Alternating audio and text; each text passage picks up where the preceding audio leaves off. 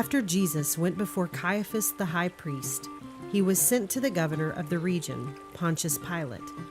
Early in the morning, the chief priests and elders tied Jesus up and led him away. When they arrived, they said to Pilate, "We have found this man to be guilty of misleading our people. He is against paying taxes to Caesar. And he claims to be the Christ, the King of Jews." Pilate then began to question Jesus himself. Really? I see. So, I hear that you claim to be the King of the Jews. Well, are you? Yes, it is as you say. That seems a big statement.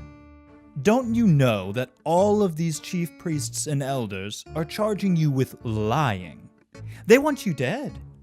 You do know that, right? Jesus said nothing. He did not deny anything they said about him.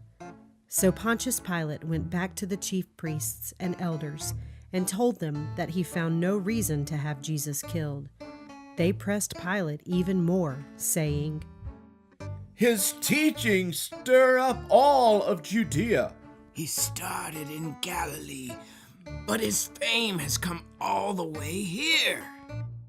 Galilee, you say? That is in Herod's area of authority.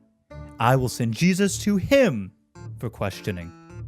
No, just kill him. We want him dead. Pontius Pilate sent Jesus to Herod, who was ruler of Galilee.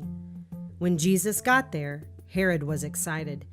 He had heard of the things Jesus could do, and so wanted to see Jesus perform a miracle.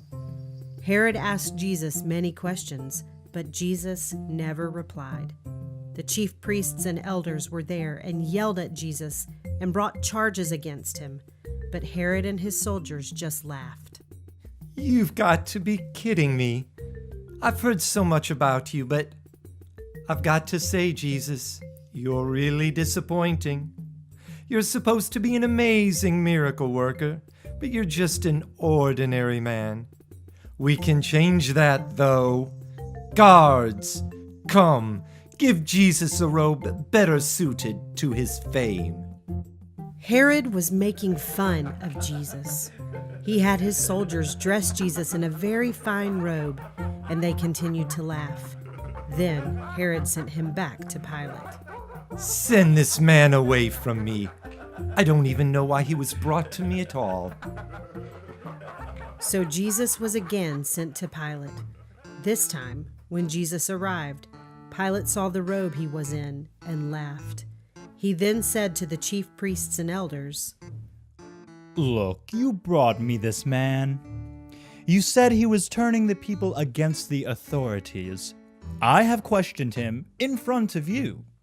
I have found no basis for your charges against him. Herod hasn't either. So he sent Jesus back to me. As you can see, Jesus has done nothing that is worthy of death. So I will just have him whipped and let him go. When the chief priests and elders heard this, they were so angry and yelled out all together. No! Kill him! He has to die! He is a liar! All right, silence! As you know, it is customary during the Passover feast for the governor to release one prisoner. Who would you rather I release? The prisoner Barabbas, who is a murderer, remember, or Jesus, who only says he is the King of the Jews? Not Jesus! Barabbas! Barabbas! We want Barabbas! Silence! Hey, come on, really? You want a murderer set free over a man who says he's your king? Yes! It's just talk. Wow. What do I do with Jesus then? Crucify him! Crucify him? Why? I don't think he's done anything wrong. Certainly nothing deserving death. And you want him to die on a cross? The chief priests and elders were angry and would not change their minds. So Pilate took a bowl of water and washed his hands in front of them. I am not guilty of this man's death. All of you are accountable. Yes, we and our children will take the punishment. Yes, we will.